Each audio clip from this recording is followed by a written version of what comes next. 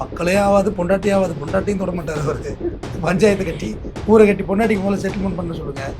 அதெல்லாம் மறந்துட்டாங்கல்ல. உலகம் ரொம்ப ஈஸியாக மறந்துடுது எல்லாத்தையும். கேண்டிடேட்டே உங்களை நம்பலை, மயக்கம் போட்டு விடுவார். மேடையிலேருந்து வண்டியிலேருந்து மயக்கம் போட்டு விடுவார். அவருக்கே தண்ணி கொடுக்க முடியல. நீங்கள் 43 பேரை கொண்டு போட்டு உங்களை நம்பலாங்கிறீங்க பாருங்க. இது இல்லைன்னா கூட நம்பியிருப்போம்யா. இப்போ சீமானோட வாக்குகள் விஜய்க்கு செதறும்னு தான் நினச்சாங்க. இல்லவே இல்லை. சீமானோட வாக்கு அப்படியே பேக்கேஜில் வந்துட்டு, டிஎம்கே வாக்கு அப்படியே பேக்கேஜ், ஏடிஎம்கே வாக்கு அப்படியே பேக்கேஜ், எந்த ஓட்டும் செதறல. ஒரு சின்ன மாற்றத்தை கூட விஜய் கொண்டு வருது. சார், தாவேகா சார்பா நேத்திக்கு ஒரு புக் அறிக்கை வந்து ரிலீஸ் பண்ணியிருக்காங்க. புக்ல அவங்களோட அறிக்கையெல்லாம் சேர்த்து வெளியிட்டு இருக்காங்க. அதுக்கு ஒரு ப்ரோக்ராம்லாம் வச்சு பண்ணியிருக்காங்க. எப்படி பாக்குறீங்க அந்த ஒரு ஃபங்க்ஷன்? இப்படி பாக்குறேன், எங்க வெளியிட்டு இருக்காங்க பாக்குறேன், அவ்வளவு வேற எப்படி பாக்குறது சார்? புக்கெல்லாம் வெளியிட்டு இருக்காங்க சார். புக்குனாலே விஜய்க்கு ஆகாது. 10 வாட்டி அட்டம் அடிச்சவரு, படிப்பே ஆகாது. அவர் எப்படி வெளியிட்டு இருப்பாரு? ஆதவ எழுதி கொடுத்துருப்பாரு, அப்படித்தானே? மொத்த புக்கும் மொத்த புக்கும் எங்கேயாவது காப்பி எடுத்திருப்பாங்கம்மா. தேர்தல் மேனிஃபெஸ்டோ இருக்குல்லம்மா, திமுக அறிக்கை, அதிமுக அறிக்கை, ரெண்டையும் மிக்ஸ் பண்ணு. இதில் ஒரு பாயிண்ட் எடு, அதில் 3வது பாயிண்ட் எடு, இதில் 5வது பாயிண்ட் எடு, இதில் 4வது பாயிண்ட் எடு, முடிஞ்சு போச்சு, அறிக்கை ரெடி. இப்போ என்ன நீங்கள் மாற்ற அறிக்கை கொடுத்துட்டீங்கன்னு கேட்குறேன். அதே டிஎம்கே கவர்மெண்ட் ஏடிஎம்கே கொண்டு சொல்கிற இலவசம் தான் நீங்களும் சொல்கிறீங்க. நீங்கள் என்ன மாற்றுன்னு கேட்குறேன். இலவசம் கொடுக்கணும்னா சில கரெக்ஷன்ஸ் பண்ணி தான் ஆகணும். நீ கேள்வி கேட்க முடியாது. நான் இலவசம் கொடுத்தா கேள்வி கேட்க முடியுமா? அந்த கொடுத்துட்டேனே, கேட்க முடியாது. உனக்கு தேவையை நிறைவேற்றி பண்ணிட்டேன். அப்புறம் நீங்கள் என்ன சொல்கிறீங்க? மக்கள் பணத்தை தொடவே மாட்டார். ₹1 கூட மக்கள் பணத்துலேருந்து நான் தொட மாட்டேன் அப்படின்னு. மக்களே ஆகாது, பொண்டாட்டி ஆகாது, பொண்டாட்டியும் தொட மாட்டார் அவருக்கு. பஞ்சாயத்து கட்டி ஊரை கட்டி பொண்டாட்டிக்கு முதல்ல செட்டில்மெண்ட் பண்ண சொல்லுங்கள். அதெல்லாம் மறந்துட்டாங்கல்ல. உலகம் ரொம்ப ஈஸியாக மறந்துடுது எல்லாத்தையும். சார், 100% என்ன நம்பலாம் அப்படின்னு சொல்றாரு சார். 100% என் மேல நம்பிக்கை வைங்க, என்ன நம்பலாம்னு சொல்றாரு சார். 1% கூட டிராப் அவுட் ஆக வேண்டாம். அப்போ 233 தொகுதியெலாம் நிற்குதுமா. இப்போ இந்த 34வது தொகுதியில் உள்ளவங்க என்னம்மா செய்வாங்க? 233 தொகுதியிலையும் விஜய் ஜெயிச்சிடுறாரு. ஒரு தொகுதியிலும் விஜய் தோத்துறாரு. ஏன்னா அங்கே நிற்கவே இல்லையே எடப்பாடியில். அது எடப்பாடியில் எடப்பாடி பழனிசாமி ஜெயிக்கிறதா வச்சுக்கோ. 233 ஜெயிது உங்கள் விஜய் நான் ஜெயிச்சிட்டாரு. அந்த ஒரு தொகுதி ஜெயிக்கலை. அப்போ அந்த ஒரு தொகுதி மக்கள் என்னமா செய்யறது? கேண்டிடேட் நிப்பாட்ட துப்பு கிடையாது. போயிட்டு நீங்கள் உங்களை நம்பலான்னு சொல்கிறீங்களா? கேண்டிடேட்டே உங்களை நம்பலை, மயக்கம் போட்டு விடுவார். மேடையிலேருந்து வண்டியிலேருந்து மயக்கம் போட்டு விடுவார். அவருக்கே தண்ணி கொடுக்க முடியல. நீங்கள் 43 பேரை கொண்டு போட்டு உங்களை நம்பலாங்கிறீங்க பாருங்க. இது இல்லைன்னா கூட நம்பியிருப்போம்யா. ஆனால் இப்போ ஒரு முக்கியமான விஷயம், எனக்கு விஜய் மேலாம் கோவமே போயிட்டுமா. ரொம்ப பாவமா அவர், ரொம்ப பாவம். இந்த மண் குதிரை மேலே ஏறி உட்காந்துருக்காரு ஒரு மாமன்னன். அந்த விஜய் கட்சியில் உள்ளது பேசுறது பூரா இருக்கு பாரு. அதில் கூட ஒன்றுமே ஒன்று பேசிடுச்சு. நீ தான் நினச்சேன். குப்பை ப்ரோக்ராம் 3 பாட்டு வச்சிருக்கிறான். நான் எங்கள் தலைவர்கிட்ட காசு இருக்கு வச்சுப்பாருன்னு சொல்ல. அத்தாடி இல்ல குப்பை சொல்லிருங்க சார். அப்புறம் அது வேற ஏதாச்சும் எடுத்துக்க போறேன். ஒன்ன மாதிரி இருந்துச்சு. ஆனா நீ இல்லது குப்பை பிறக்கிறவன் இல்லப்பா, தூய்மை பணியாளர். தமிழ் வராதா? தூய்மை பணியாளர் அப்படின்னு பேர் வச்சிருக்காங்க. அவ்வளோ ஒரு மலிவாக உங்களை பேசுறது இருந்துச்சு. உங்களுக்கு என்ன தங்கச்சியை கூட இருப்போம், விஜய் கூட படுப்போம். இப்போ உங்களுக்கு என்ன? எப்பா விஜய், உனக்கு ஏகப்பட்ட மவுசு இருக்கடா தம்பி. நீ வந்து இப்படி அரசியல் பண்ணுறதை விட வேற மாதிரி இறங்கிடலாட்ட தம்பி. வாட்ஸ்அப் நம்பர் வெளியிட்டு சேட்டிங் பண்ணிடலாங்கிற. அதுக்கு ஆள் போட்டு பண்ணுவார். அறிக்கையே ஆள் விட்டு தானே பண்ணுறாரு. அதுக்கு ஆள் போட்டு பண்ணிங்கம்மா. 6 மணி வரைக்கும் ரோட் ஷோ பண்ணாருமா. 8 மணி வரைக்கும் டைம் கொடுத்துருக்காங்கம்மா. ரோட் ஷோவுக்கு அனுமதியே இல்லைம்மா. இவர் வர்றாருன்னு சொல்லிட்டு கடலூரில் துணை முதல்வருக்கு அனுமதி மறுத்துட்டாங்கம்மா. ஆனால் இவர் வரவே இல்லைம்மா. முதல்ல இவர் மேலே தேர்தல் ஆணையம் நடவடிக்கை எடுக்கணும். நீ வருவியா மாட்டியா? முதல்ல நீ வந்து நின்ன பிறகு நாங்கள் பரிந்து கொடுக்குறோன்னு சொல்லணும். ஒரு பிரச்சாரமே வீணா போகுது இல்லைம்மா. அப்போ நீங்கள் தொகுதியை தோக்கடிக்க தான் டேமேஜ் பண்ணுறீங்க சார். ஒரே இடத்துல நேரம் ஆகிடுச்சு, அதனால போயிட்டாங்கன்னு சொல்லுங்க. அதை விட சூப்பராக ஒன்று செய்யலாம். செல்ஃபோன் எடுத்து வச்சு, சிஎம் சார் என்னை பழிவாங்கன்னு வீடியோ போட்டார்ல, அதே மக்களே ஓட்டு போட்டிருக்கு எனக்கு அப்படின்னு சொல்லி பேசி போட்டுடலாம். டிஜிட்டல் அரசியல் தானே மேடம் பண்ணுறாங்க. டிஜிட்டல் அரசியல் பண்ணிட வேண்டியது தானே. எதுக்கு வெயில் எங்கேயும் போயிட்டு ஓட்டு கட்டிக்கிட்டு தேவையில்லாமல் வேத்து விருவத்துக்கிட்டு இங்கே பேசுறது அங்கே பேசி அங்கே பேசி இங்கே பேசி மண்டை குழம்பி கிருகிருன்னு ஆயிரும். தேர்தல் முடிஞ்சோன்னா ஆஸ்திரேலியாவில் குடியேறாரா இல்லையான்னு பாரு. இடம் வாங்கியிருக்கிறாரு. பக்கத்து இடமே திருசாக தான் வாங்கியிருக்கிறாங்க. 2 பேரும் குடியேறாங்களா இல்லையான்னு பாரு. ஏன்னா இங்கே வெதர் ரொம்ப அதிகமாக இருக்குது, வெயில். இவர் கரெக்டாக எலெக்ஷன் முடிவுல அங்கே வந்து சில்லுன்னு ஆகிடும். ஆஸ்திரேலியாவில் பனிக்கட்டியாக இருக்கும். ஆப்ஸ்மலை காற்று வந்து அப்படின்னு அங்கே போயிருக்கலாம். அப்படிதான் மேடம் நடக்க போகுது. கேவியம் ஜனநாயகன் படம் ரிலீஸ் ஆயிடுச்சு. பார்த்துட்டீங்களா இல்லையா? இல்ல சார். பார்த்துட்டீங்களா? அந்த பொண்ணு மேலே ரெஃபேர் லைக்கில் எல்லைக்கையில் ஆட்டுற பேர் ஆட்டக்கூடாது, ஆட்டக்கூடாது. பார்க்கல. சரிப்பா, அந்த பொண்ணு பார்க்கலப்பா, விட்டுருங்க. அப்போ நானும் பார்க்கல. முக்கியமாக சொல்லிடுறேன். பார்த்துருப்பீங்கன்னு நினைக்கிறேன். நான் பார்க்கலப்பா. சார் அந்த சீன்லாம் பாத்தீங்களா? ஸ்டார்டிங் சீன் பூரா ஆதவர்ஜனையும் புஷியானந்தையும் அடிக்கிறாரு, பெல்ட் எடுத்துச்சு. அரசியலுக்கு வந்து நல்லது பண்ண சொன்னா பட்டவ ராஸ்கல் லைட்டா ஆஃப் பண்ணி போட சொல்லி 53 பேரை கொண்டுட்டீங்களான்னு அவரே அடிச்சுக்கிறாரு. விட்டாரு இல்ல அவரே கொஞ்சம் அண்ணாமலை மாதிரி அடிச்சுக்குவாரு, செட்டையர் அடிச்சுப்பாரு, 4 பேர் உடனே மறைப்பாங்க. எல்லாம் டிராமா தரமா. ஐயோ இங்க பண்ற கூத்து. சீமான் சொல்ற மாதிரி இந்த பைத்தியகார கூட்டத்தை பத்தி பேசாம இருக்க முடியல, சற்று பேசுனா கோபமா பேசுறோமாங்கிறாருல அவரு. வெறுத்து போய் பேசுறது முதல்ல கடுப்பா இரிட்டேட் ஆகி.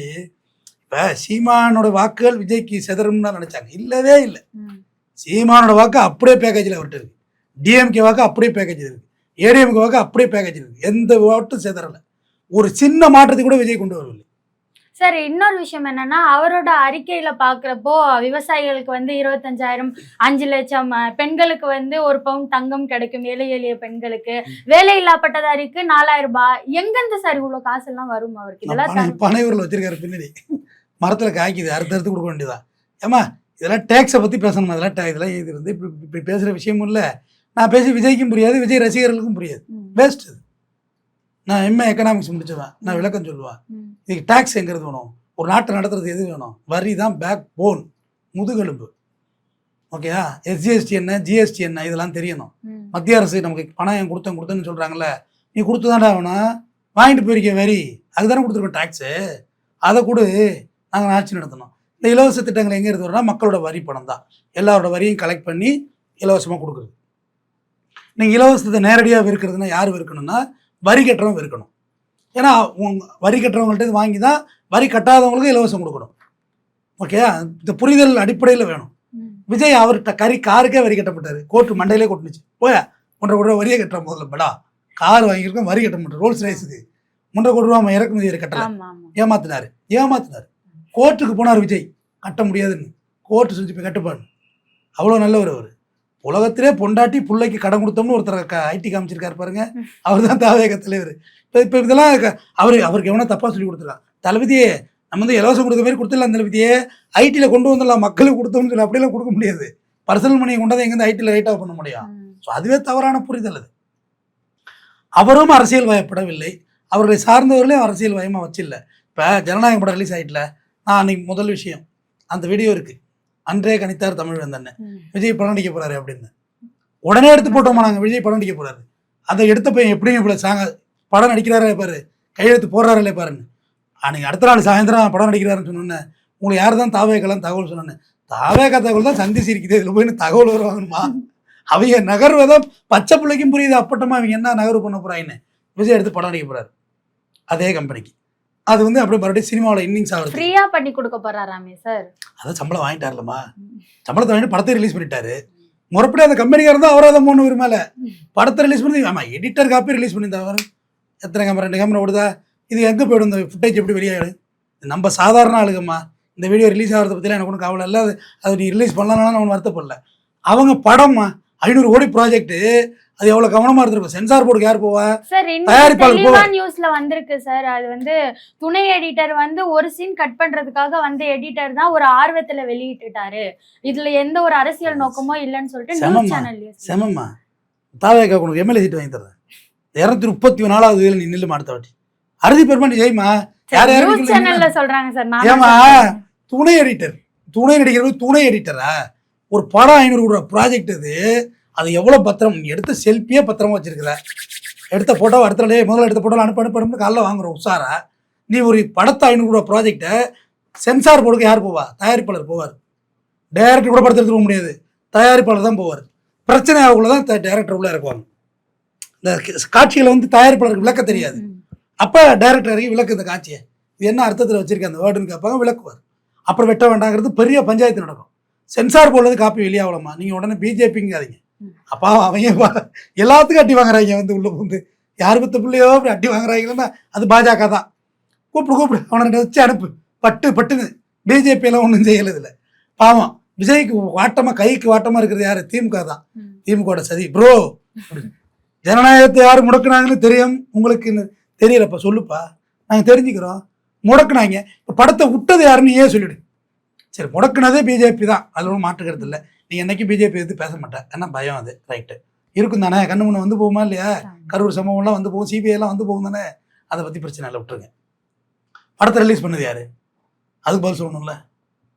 அவங்க தான் ரிலீஸ் பண்ணாங்க. எடிட்டர் காப்பி தான் ரிலீஸ் ஆகிருக்கு. சென்சார் காப்பினா ரிலீஸ். இந்த ஓரத்தில் பாருங்கள், அந்த படம் வரதுக்கா இந்த கார்னரில் இருக்கும். ஏஐனா ஏஐன்னு இருக்கும், சிஜினா சிஜின்னு இருக்கும். கம்ப்யூட்டர் கிராஃபிக்ஸ் ஒயிட்டில் போட்டிருப்பாங்க, நல்லா தெரியும் இந்த இந்த வாட்டத்தில். ஸோ அப்போ நீங்கள் தானே பொறுப்பு, எடிட்டர் தானே பொறுப்பு. இப்போ எடிட்டர் வந்து கொண்டு போய் கம்ப்ளைண்ட் கொடுத்தாங்கல்ல, எடிட்டர் அரெஸ்ட் பண்ணாங்கல்ல, அரெஸ்ட் பண்ணி லைட்டாக காதை திருவிழா போகுதுன்னு வலி தாங்க மாட்டாங்க. ஏசி ரூம்லேயே இருந்த பிள்ளைங்கம்மா முழுக்க முழுக்குன்னு பர்க்கரை பீஸாவும் தின்ன பிள்ளை, நல்லா கேவிங் ப்ரொடக்ஷன் நல்லா அள்ளி கொடுத்துருப்பாங்க. ப்ரொடக்ஷன் சாப்பாடு அது கும்முன்றது உடம்பு. விஜய் வேறு ஏதாவது கொடுத்துருப்பாரு, கிடச்சா காதை லைட்டாக எடுத்துருவோங்க. இந்த காதை வரமா அந்த முடிவு பிடிச்சி லைட்டாக எடுங்க சொல்கிறேன். தம்பி யார் ராஜா சொல்லு பூச்சிம்மா, படத்தை யார் கூட சொன்னது அப்படின்னு சொல்லுவேன். சார் இதெல்லாம் செய்யாதீங்க, நீங்கள் நான் கையெழுத்து போடுறேன் சார். விஜய் ஆதவ வச்சுனா தான் சார் இந்த ஐடியா பண்ணாங்க. இதாங்க சார் புசியானந்தான் தான் சார் பண்ண சொன்னார், எழுதி கொடுத்துட்டு போயிடுவார். நீங்கள் அவங்கள பிடிச்சிட வேண்டியதானே. அம்பை நோவி என்னமா ஆக போகுது? எய்தவன் அம்பு இருக்க அம்பை நோவதேன், வில்லு இங்கே இருக்கு இழுத்து விட்டது, அம்பன் வந்து என்ன ஆக போகுது? புல்லட் உங்க மேலே பட்டுருச்சா? துப்பாக்கி தானே சுட்டுச்சு, துப்பாக்கி சுட்டுச்சா? ட்ரிகரை இழுத்தவன் யாரு? ட்ரிகர் இருக்குல்ல இழுக்கிறவங்கள, அதை யாரு?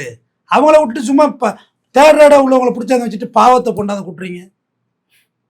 இப்போ கரூர் சம்பவத்தில் வந்து புசியானந்த வாழதோப்பில் இறக்கி விட்டாங்க.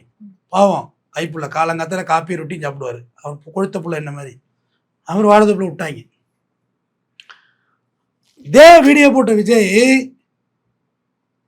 நான் இங்கே தான் இருக்கேன், நான் வந்து என் மேலே வழக்கு போடுங்க, என் கட்சிக்காரங்களை இது பண்ணாதீங்கன்னு சொன்னார்ல, அங்கே தான் நீலாங்கரை ஸ்டேஷன் இருக்குது, போயிருக்கலாமே.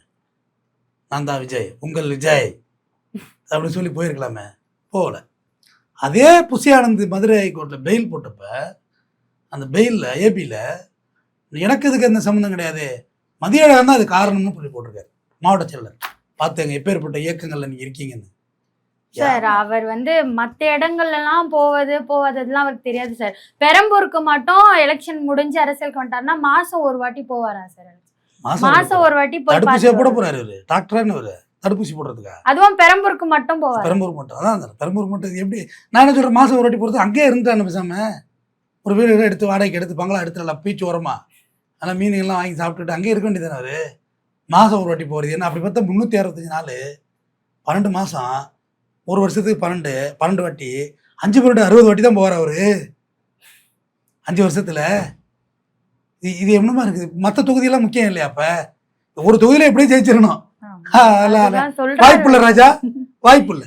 சர்வே எல்லாம் எடுத்துட்டு இருக்காங்க, வாய்ப்பே இல்லை. அதுக்கெல்லாம் ரேண்டமா எடுத்திருக்கு சர்வே, அதுக்கெல்லாம் வாய்ப்பு இல்லை. சார் இன்னொரு விஷயம், விஜய் ஒரு விஷயம் சொல்லியிருக்காரு சார், பெண்கள் கிட்ட ஒரு ரெக்வெஸ்ட் பண்ணியிருக்காரு, எல்லார் வீட்டு வாசல்லையும் விசில் சின்னத்தை கோலமா போடுங்கன்னு சொல்லியிருக்காரு. எதனால சார் அந்த ஒரு விஷயம்? விசில அடிச்சுட்டு கோலம் போட சொல்ல, பெண்கள் தானே, உயின்னு ஊதிக்கிட்டு கோலம் போட சொல்லு, சிக்கு கோலமா போட சொல்லு, மாவை வச்சு. பாவம் அவர் கட்சியில் உள்ள பெண்களுக்கு கோலமே போட தெரியாது. நீ கோலம் போடுவியா? நான் நல்லா போடுவேன் கோலம், மாவு கோலமே போடுவேன். அதோட விசில் சின்னத்தை போட போறீங்களா சார்? விசில் சின்னத்தை இல்லைம்மா, கோலம் உனக்கு போட தெரியுமான்னு கேட்டேன். விசில் அடிச்சுக்கிட்டே போட சொல்லுமா, வீணை அடிச்சுக்கிட்டே போட சொல்லு. நல்லா இருக்கும், நான் பார்க்கறதுக்கு ஒரு வித்தியாசமா இருக்கும். ஒய்யால அவன் கூவுறது மட்டும் வித்தியாசமா இருக்கா, கூவல் அப்படிம்பாங்கல்ல, விசில் அடிச்சுட்டே போட சொல்லுங்க. போட்டுருவாங்களா சார் எல்லாரும் கோலம்? ஏன்னா விஜய் வந்து புள்ளி வைக்க சொன்னாலே கோலமே போட்டுருவாங்க, இப்ப கோலமே போட சொல்றாங்க. எங்கடா போடுறது? அலங்கோலத்தை தான் ஊரே பாக்குதா, எங்க இருந்து தாவுறது? சொடல தாவுடா தாவு, எங்க இருந்து தாவுறது? பாலா இருந்தா பொங்கும், பச்சை தண்ணி எப்படி பொங்கும்? அவரு கட்சி விரவை இழுத்து விடாதீங்க, பால் இல்லை பச்சை தண்ணி வெந்நீராயிடும். அவங்க கட்சியில் உள்ளவங்களும் ஓட்டு இல்லாதவங்க தான் பேசுறாங்க. எவ்வளவுக்கு எவ்வளவு தரக்குறைவா, கண்ணிய குறைவா, மானகடமான நான் பார்க்காத எங்கள் முன்னோர்களெல்லாம் திட்டினாங்க. ரொம்ப ரொம்ப சேட் ஆகிட்டேன். என்னடா இப்படி திட்டுறாங்களே, நமக்கு ஏன்டா ஒரு வாயில் ஓடணுங்க. ஆனால் விஜய் பொண்டாட்டியை திட்ட ஆரம்பிச்சாங்க பாரு, டேஷ் அவல்னு. அப்பாடா கொஞ்சம் ஆறுதலாக இருந்துச்சு. அதை வேற கிளறாங்க, இந்த மனமெல்லாம் ரனமாக இருக்குங்கிற மாதிரி. கட்சி தலைவனோட மனைவியை விஜய் அவர்களே உங்கள் மனைவியை திட்டுகிறார்கள், உங்கள் மகனின் சஞ்சயோட தாயை திட்டுகிறார்கள், எஸ்ஏசி அவர்கள் உங்கள் மருமகளை திட்டுகிறார்கள். என்ன சொல்லியிருக்கணும்? இது என்னோட தனிப்பட்ட வாழ்த்தை, நீங்கள் பேச வேண்டாம், நீங்கள் பேசுறது ரொம்ப இதாக இருக்குது. அது மாதிரி கட்சிக்காரவங்களை, மற்ற கட்சிக்காரங்களை விமர்சிக்கிறத ஜாக்கிரதை விமர்சிங்க. எதுவுமே சொல்லலை, என்ன வேணா பேசலாம், என்ன வேணா நடத்திக்கோ, என்ன வேணா போய்க்கோங்கிற மாதிரி என்ன வேணா பேசலாம். முதல்ல அவங்கள நாகரிகப்படுத்த சொல்லுங்கள், தொடர்ந்து பேசுவோம். நன்றி.